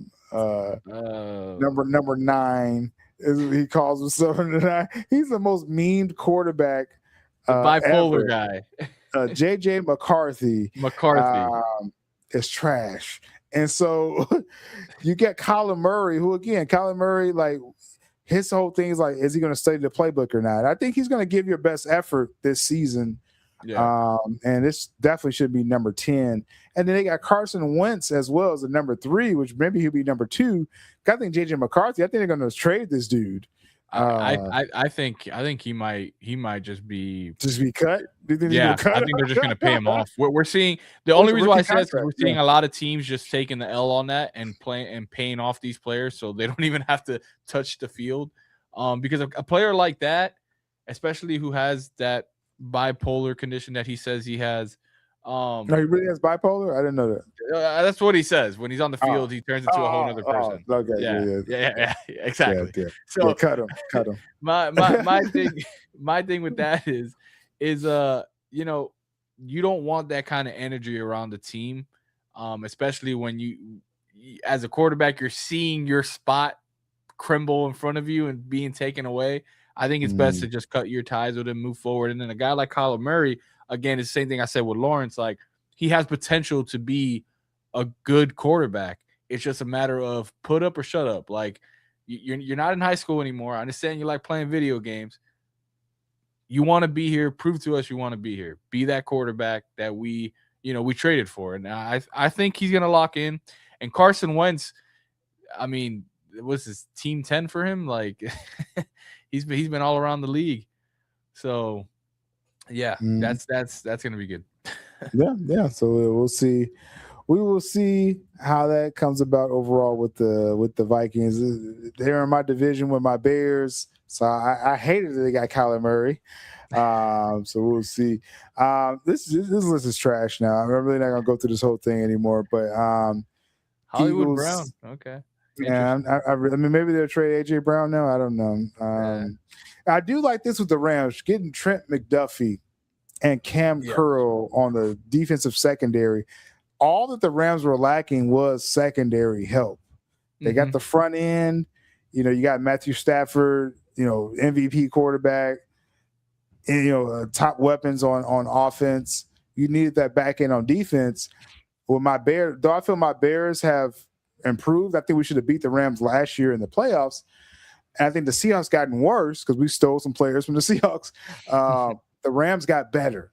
And so we should have beat them last year, but now they got better. Are we going to be better? We'll see. There's a playoff thing coming up right there. But Rams, I think they're going to be right back there, 11, 12 wins, right? Yeah. They didn't have to do much. Just kind of beef up a little bit this offseason. And they're probably going to draft a little bit in the later rounds. But I'm solid with this one. This one, they made some good moves. Rams are good. They're going to be right there. So, the Texans, and number 14. So the Texans. Well, first off, great pickup, David Montgomery, because I don't know if I don't know if Joe Mixon, if he had that crazy injury last year. I don't know if he's going to be even ready or if he's even on the team anymore. So David Montgomery is a perfect starting running back. The problem with the Texans, they got all-world defense. They got the two ends coming in. They got crazy pass rush. is CJ Stroud. That's the problem with the Texans. CJ Stroud. Not only do I hate his face, I don't trust him in the playoffs. He always shrinks now he's starting to shrink in the regular season. He has regressed in the last 3 years after having a great rookie season. I don't trust him, Carlos. I don't trust him. No, yeah. CJ Stroud. You see, we talked about Flacco. I think they should have went after Flacco, honestly, at this point, because I would rather have him than have CJ Stroud out there. Because, like, man, and the thing is, like, it sucks because you see the potential. It's just a matter of the execution. He just doesn't do it, man. And it's just like, as a Houston Texas fan, if I was a Houston Texas fan, I would, you know, fire and torches and all that stuff, because, man, like, it's just frustrating, man. It's just really frustrating seeing this, you know. Like, I think personally, I think they're going to draft a quarterback this season and kind of build him up, because I don't think CJ Stroud's going to be there for too much longer, because yeah, I say his contract runs to 2027, so I feel they would draft that quarterback next season. I think they're gonna let it ride this year, and then let's see what happens that next season. But let's draft someone and start. Yeah. You can do it this season, start developing them too. But I just think they're now on the clock yet because of the contract. You're still going to have him, and then next season draft someone, and either CJ Stroud's going to step up, or we're going to have someone ready to take over if we move off of him. Yeah, you know, after next season. I honestly think they should have went for a guy like Fields. I think Fields would have worked in this situation, because the way they run, he's running a mobile quarterback. You know, you have a guy like David Montgomery now, and he, you know, Fields can throw it down the field as well. I think that could have been a move they could have done, but yeah, CJ Stroud, they need to figure out what they want to do with him. Yeah, so I think he's going to have all the room for next season to figure, you know, mentally where he's at, because there's a mental game, you know, and just looking at him, it's like, I think he's going through something, you know, I'm not trying to make fun of it, but I think he's going through something mentally, and it's like, bro, like, you about to fumble the bag, because you're still on your rookie contract, and you've been making it to the playoffs every season, so you should be getting that big payday like everyone gets. Yeah, but you're flaming out before you get that extension. So we'll see with that. And plus, like I said, I hope he fails. But your Bears should not have been 14, man. This is crazy. This is the worst list ever. But my Bear, again, getting Kobe Bryant along, Super Bowl champion from the Seahawks, all pro safety Kobe Bryant. This changes our defense instantly. We had no defense last year, people. Y'all needed this. We were out here not playing defense, needing Caleb Williams to run around and just throw magical throws, and he did it. He did it most of the time. But now we got Kobe Bryant on the back end, Devin Bush in the middle linebacker. We're beefing up the offensive line, defensive line. I'm loving what my Bears are doing. It's about the infrastructure. And then just Caleb Williams, you take that next leap. Again, all I see is the Rams giving us a problem in the NFC. I'm ready for anyone else. We're not worried about Packers. We already beat them. You know, Lions, they're going to regress. Vikings, hopefully they get it in their own way. It's the Rams. That's all I'm looking at. Yeah. No. I agree with you. And I think this is a great pickup. These are spots where you guys really were missing last season, especially in the playoffs.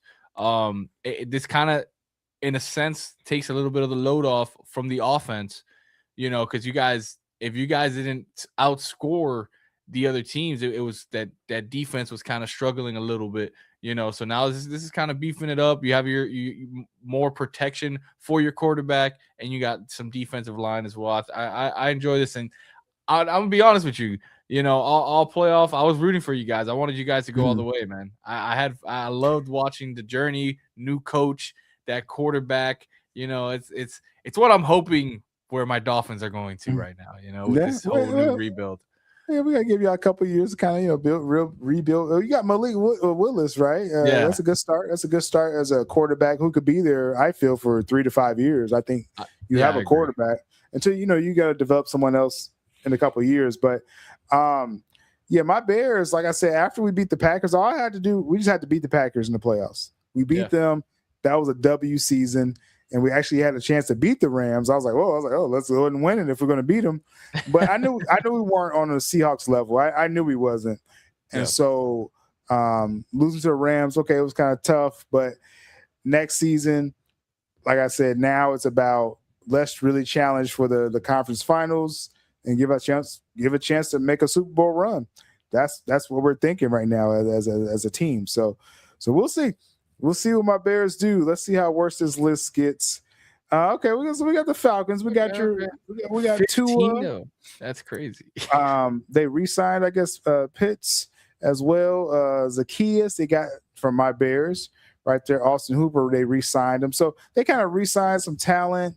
And you got Tua. Jr., yeah. So is it about Tua, Michael Penix? Is this do you feel this will be an easy win for Tua to get this starting job? So, if I'm corrected, I believe Penix is still hurt. Right. So I think Tua is going to take that spot until Penix comes back. Because I believe he was like under surgery or something like that. But I mean, it'll be fun to watch. The first time you got two left-hand quarterbacks, on the same team. So that's pretty cool. They don't have to really change their the receivers don't have to adjust to that when one comes in and the other one, it's the same kind of pattern and stuff. That's pretty cool. Yeah, I think it's Penix's job to lose, in my opinion. I think if he is still injured, then but if he can come back and put in the work and show that he could be the guy, because there's a new coach now. Like, so it's a new system, and you're saying from scratch, who do you want right now? I mean, we saw Tua with good coaching. Yeah. Before the league kind of figured out the scheme, after a year or two. But if the coaching is going to be there, then Tua, I think, will be the guy. If it's just raw talent, I think Penix actually should be the guy. So I think it really just depends the scheme, and we're going to see how they look in preseason. I think it's really going to come down to that, like just straight up put them out there who runs it better. In my opinion. I feel like they're going to be playing most of their preseason just to figure out what's going on. And from what we've seen, I mean, mind you, this is a signing stuff, so you see a lot of the love that they're giving, but it seems like I think the coach or the offensive coach is like his Tua's best friend's husband's or wife's father or something like that. So there's a big connection there. That's why this made the most sense for Tua to go to Atlanta Falcons. So that relationship could be there for all we know. That's been there brewing for a while now. You play to Tua's strengths. You have a competent quarterback who could take your team to the playoffs. Like, we've seen it, right? We've seen it, at this point. So it's going to be up to coaching. I really do believe that's what it's going to come down to. They got the weapons. They got, an insane Bijan Robinson at running back. So they could ball out overall. We're not going to talk about the Cardinals. We kind of touched on the Panthers, so we're just going to keep this moving. Or the Jets. I'm not talking about the Jets. We're not going to do this. Nothing really worthy for the Bengals, in my opinion. I mean, with the Bengals, man, just your boy, who's their quarterback again? Burrow. Burrow just has to stay healthy. Yeah, Burrow. That's really all. He just has to stay healthy, man. Like, this is not worth talking about unless he's only going to play 8 games a year. It doesn't matter for the Bengals. And to be honest with you, I think this is going to be Burrow's last season. I've been hearing that he's not happy over there. So, between him and management, they've been going back and forth. Apparently, he was in trade talks this offseason, but nobody had the means to make the play. Like, they were asking, for outrageous things to trade for him, as you should for Burrow. But I don't think he's going to be there for too long. If this is normally the sign of, like, when they start just hearing what everybody has out there, it means, sooner or later they're going to make that big push to, like, okay, we're going to go ahead and figure something out. hey, you know, if Burrow's not happy there, I mean, I'm not happy just watching this team. So Yeah. I don't. No one's happy then. Overall with that, I mean, listen to the Bengals. There's this big disappointment like every year with this team, just like the Cowboys. I'm not interested. Y'all not making splashes out here. I don't care about the Cowboys. I mean, Browns. Yeah, I love Shador. I love if he does something there, but give him a fighting chance with the Browns. It's not worth talking about some of these teams if the organization is not going to, you know, step up. Like Buccaneers, huge fumble. You lose your best receiver in franchise history. Throw everything at that guy, man. Mike Evans, you're supposed to retire there with that team. You know, now if he can't go anymore, okay. And they kind of got his back. They got his replacement in the draft, the Echabon guy, who's really good, the receiver.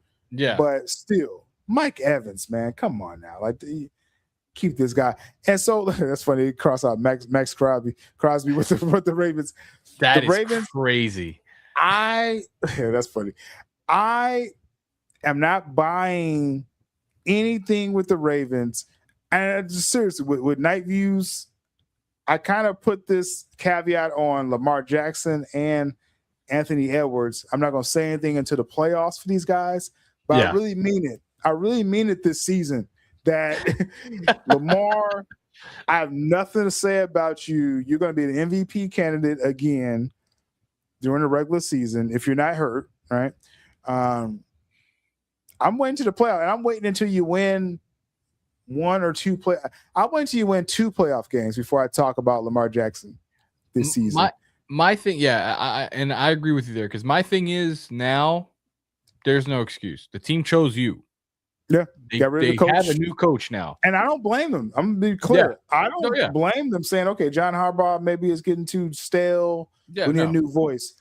Cool, Lamar. You got to be in the AFC Championship game next season before I talk about you. That's it. I agree. I agree 100% on that, man. You've been feeling it for the last couple of seasons. A shakeup needed to happen, and this was it. They stuck by their MVP. And you know, now they got a new coach, so we'll see how that plays out. Yeah, they did it, and like I said, on the NBA side, Anthony Edwards, I'm not going to talk about you until you make the finals. It just isn't enough to be like, oh, he's close. No, Lamar, you had too many chances. Yep. And I've seen games where now some games it wasn't his fault, but I've seen games where they lost because of you. So it's kind of just like Josh Allen gets the same scrutiny. They lost because of Josh Allen. You know, last year, and you saw again these other teams structured better. So Lamar, I'm just saying, like I love Lamar's game. He's one of my favorite quarterbacks ever. Like Michael Vick, like you know Peyton Manning, just so you know great players. You got to come through. But Patrick Mahomes, he got another season. Patrick Mahomes ain't gonna be full health next season. Y'all better get this in because when that goofy dude when he comes back. I think he's gonna when Patrick Mahomes gets healthy again. I think he's gonna like break records. I'm serious when I say that. I think he's actually psycho up there. The more I kind of look and hear about Patrick Mahomes, he's a psycho. Right? You know, the psychos, you know, just they're crazy when they won before too. So they're like, oh, you know, you're saying you're better than me. You know what's expected, yeah. So next season is open. After next season, I think Mahomes is just gonna be like Brady. Brady won so much, and they kind of had a couple down years. Then they came back. That's what Mahomes is going to do. I hate him or love him. Lamar, if you don't get this done this year, Josh Allen, only one of y'all can win this, and then I think it's going to be over. And that's another thing, like not having Josh Allen in there too, like in the playoffs. Like this could have been the year for Baltimore if they would have, you know, pulled through. You know, I think they could have beat obviously the Patriots. Yeah, and like if things fell where again Bo Nix got hurt, I think they would have beat him without him getting hurt. But this is a missed opportunity for Josh Allen and Lamar Jackson, and because I think either of those quarterbacks, they would have, you know, great quarterbacks could have matched up with the Seahawks. That's why Matthew Stafford played good against them with the Rams. And I think Lamar or Josh Allen would have put up a much better fight against the Seahawks than Drake May, you know, in the Super Bowl, right? So, that's a lost opportunity. So, like I said, I'm just like Josh Allen too. I don't want to talk about Josh Allen at all. until he's in the AFC Conference Finals. That's it.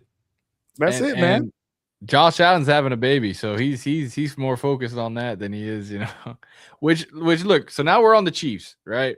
Mm. I think for not having Mahomes, having a guy like Justin Fields, this is the first time, their coaching staff is going to really have a more of a mobile, known for his mobile quarterbackness, because Mahomes does move, but this would be some fun schemes that we could see out there.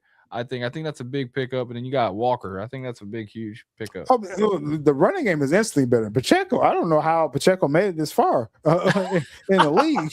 So you got an MVP, Super Bowl MVP, running back, Kenneth Walker. He's a workhorse. Give him the ball 25, 30 times a game. The corpse of Travis Kelce has come back. So, okay, he's there. Justin Fields, do you at least have a starter level? Justin Fields, everything from what I've learned from his time with my Bears and seeing what he did with the Jets, you got to have things set up perfectly for him. So you have one of the best coaches. You got one of the best coaches of this generation, Andy Reid, drawing up plays for him. So they're going to challenge for the playoffs. I don't think they're going to quite get there. Mahomes supposed to come back early in the season anyway, but I just don't see he's going to be 100%. Right. Blowing out your knee, you need a year. You're not coming back next season like this, Mahomes. I love some ayahuasca treatments like Aaron Rodgers. The fight. You love the heart, but it's like Mahomes. Let's be realistic, bro. Your leg's not going to be there this next season, and that's part of his game is moving around. So, I give him 7 wins tops. I think Fields was shocked people for a couple weeks. Yeah. Mahomes will try to come back, but not look like himself, and then they'll probably shut him down late in the season and miss the playoffs again. So that's just where I'm at. Where I'm at with the Chiefs. With that, Seahawks down here again. They got Shaheed coming back, great pickup, but they lost Kobe Bryant. They lost the other defensive weapons. So I see the Seahawks coming immediately back to the pack. This season. Just losing Kenneth Walker as well was huge. You lose your main running back. And do we really trust Sam Darnold? Do we really trust him in back-to-back seasons? No, we don't trust him this other season. So still playoff worthy, right? Playoff worthy, but the defense is going to be a little worse. Yeah. Running game a little worse. So this is, it could still be like a 9-win team, in my opinion, but you're not talking about defending the championship with those guys. Y'all had your year. It's all good.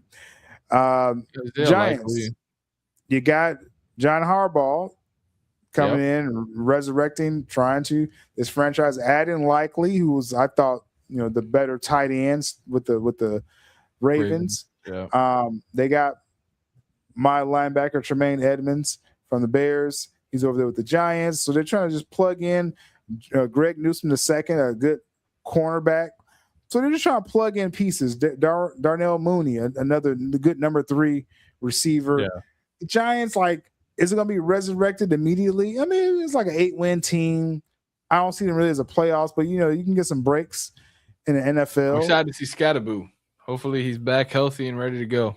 Scatterboo will be back, right? Yeah. Jackson Dart, I feel he's a knucklehead, but, we'll see.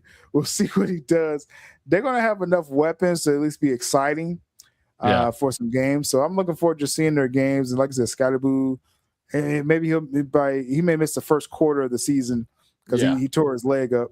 But Jackson Dart and these other weapons and hopefully better coaching. We think is going to be better coaching. The Giants will, at least be interesting to watch. And again, a lot of this stuff, we're talking about this stuff before the draft too. So this could really change. Right. With this draft overall. Colts, I'm not going to talk about my Colts right now. Daniel Jones, he blew his leg out, his knee out. So we're not going to have a good season next season. And we lost Pittman Jr. So it's like less offensive weapons. Okay. Not much to talk about that. Tennessee Titans was a terrible team last year. They're going to be terrible again this season. You see who's that? They got a new coach though. Who did they get? Saleh. Yeah. Saleh, they got Saleh, and then they picked up the Giants receiver Robinson, the young one.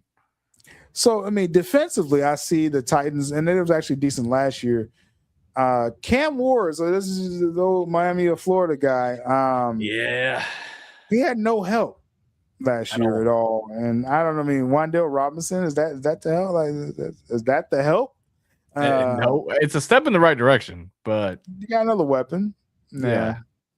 Just more to say. I give you 4 wins. I'm not expecting much from the Titans. Like, yeah, just let's build this back up. I think the defense is going to be pretty feisty overall. This is insane. The Bills are this far down because DJ Moore, you're all the way down. What number is that? 29. And Bradley Chubb. This is a great pickup. Like, Josh Allen needed more help. They realized, okay, we'll let Stephon Diggs go. DJ Moore is better than Stephon Diggs.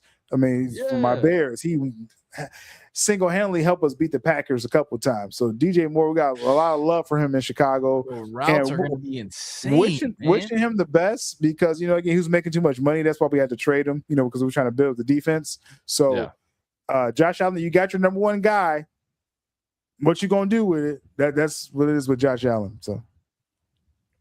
Yeah, no. It's time to see an actual receiver be placed with Allen, to see him really utilize it, to see if that whole Dig story of you know, he's trying to do too much. You know, now he doesn't need to anymore. Now he can actually spread the wealth, and just alone with DJ Moore, man, running some of those routes, it's gonna be fun to watch them.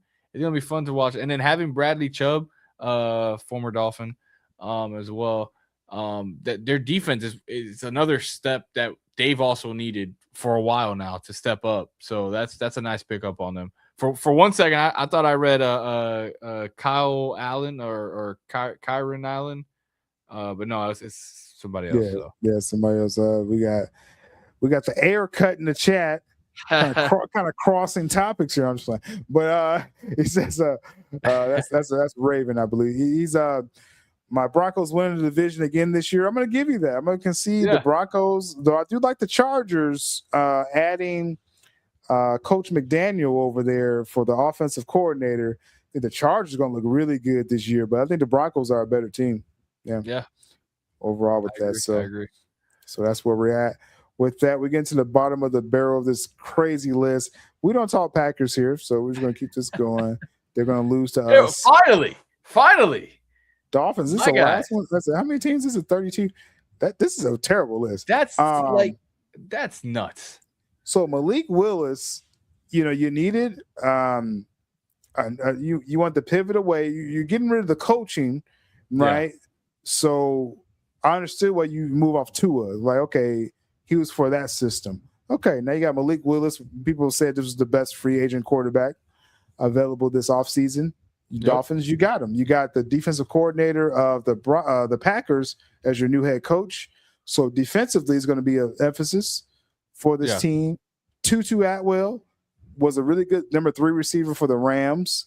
He's coming over here, possibly being your best receiver coming in over here. So he's going to get a real shot. He's going because over there with the Rams. I mean, you had Puka Nacua, Devontae Adams. You weren't getting much reps. So and the reps he did have, he did shine. He did, kind of explode a little bit there. So, but what I like about this is that Malik has worked under this system before with the Packers exactly. So like he's coming in. He knew about the trade with Waddle was coming, and then you have Achane still, which is I love this because this is kind of showing us that the Dolphins are trying to build around Achane. You know, if they stay gun ho with this, rebuild. Obviously, we still haven't seen the draft and stuff like that. Right. But Malik Willis, man, for what the little bit we saw him, the mobileness, the way he can throw the ball down the field, like it's essentially what we wanted out of Tua, but we can never truly get it. And he has size on him, which is another thing. We finally have a quarterback who's tall, or taller, I should say. So it's exciting. And I said it earlier. I feel like the Dolphins. They're going in that route that what your Chicago Bears went through. So right now, I'm at that point of like excitement of what's to come. And for the first time in a long time, I'm excited for the draft. So Yeah, because it'll be other holes they'll plug with that. I mean, it starts with the quarterback, right? You have a legit pro quarterback. All right. Yep. So you got that, and you're bringing in some of the Packers staff. They were with him last year with the Packers, so this is good. This is a smart move to rebuild. Right? This is a rebuild year, right? So this is what they're doing.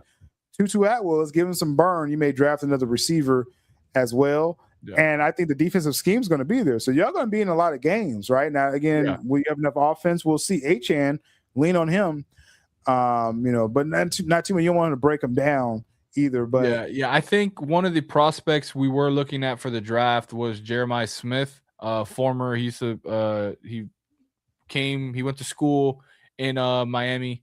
I believe he went to Central High School, and then he went over to Ohio State. So he's one on the list that they're trying to get. And I mean, me, the Miami fan in me, would love to see us draft Beck. I really don't think teams are going to get him. I think Beck coming off the bench for us would be a nice addition as a backup, Yeah, you probably can get him as a undrafted free agent. Like I don't think because again he's just kind of old and you're saying college level. So you grab him as a backup or a late round pick with that. But Jeremiah Smith, he's like prototypical wide receiver. I think he's like 6'4" or whatever, and speed and hands. With Ohio State, Carnell Tate, I think is just as good. He's from Ohio State as well too. So it's going to be really interesting after the draft how we look at some of these teams as well. So, but it starts with the quarterback. Like you said, you compared it to my Bears. We got our quarterback first, Caleb Williams. Now everything else going to falls into place after that. Okay, we got our guy, and let's plug. You got your bell cow, Achan already.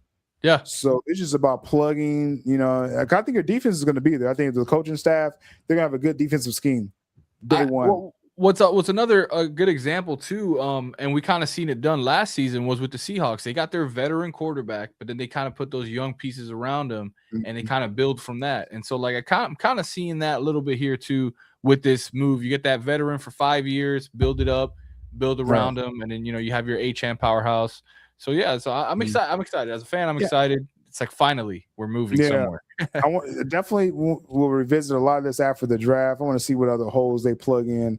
With this team. There's rebuilding, but that doesn't mean they can not give it a shot here. But they've got stuff to plug in over there. So I think last year we got the Chargers. They re-signed back Khalil Mack and a bunch of other trash. But the big thing with the Chargers, you already got Coach Harbaugh.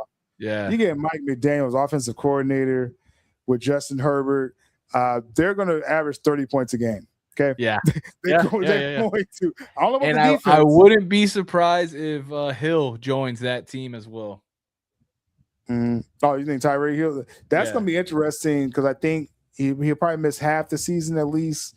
I don't think he's going to be top speed, but he still runs those routes. No matter if he loses a step or not. Everyone was in love with the speed for Tyreek Hill, rightfully so. But he ran the best routes in the league, and he had some of the best hands as well. Yeah. So even if you lose a step, you still have a slot guy at the least. And if he still has that speed, then you still got Tyreek Hill. You know what I'm saying? With that. So that'll be interesting if the Chargers get him or whoever gets him. I think the Chiefs going to cheat and get him. Be quite honest, but wouldn't be surprised. But Mike McDaniel, this is huge because Justin Herbert hasn't had any competent offensive guy since he's been in the league. Yeah, and he has all the tools. Now you're gonna have a scheme that's again 30 points a game. Maybe it won't be as good as the Broncos still, but you're still talking about a 11-win team right here with the Chargers. Yeah, no, and you know what's crazy about this? Mike McDaniels is living the dream of what Brian Flores wanted because he wanted Herbert at the time, and we drafted Tua, and that's when that whole debacle happened and everything. So now we get to kind of see it in fruition here with Mike McDaniels now coaching Herbert. So it's a pretty interesting way to go. Chargers are going to Charger. When I see again, offensively, I think they're going to. We've seen McDaniel. You give him a competent quarterback, he's going to put up numbers. Defensively, I'm not sure. So they could, still they can score 30 and lose 31-30. You know what I'm saying? So, but it's gonna be much funner watching the Chargers, I think, this year with Coach McDaniel in the house and crazy Harbaugh as coach overall. So interesting stuff there. Again, we'll revisit this with the draft coming up, I think, next month in April. And we'll see how these teams kind of shake out overall. So this was the return episode of Night Views, as the theme song says, 10 p.m. Sunday nights, Eastern Standard Time. We'll be here 10 p.m. ish. And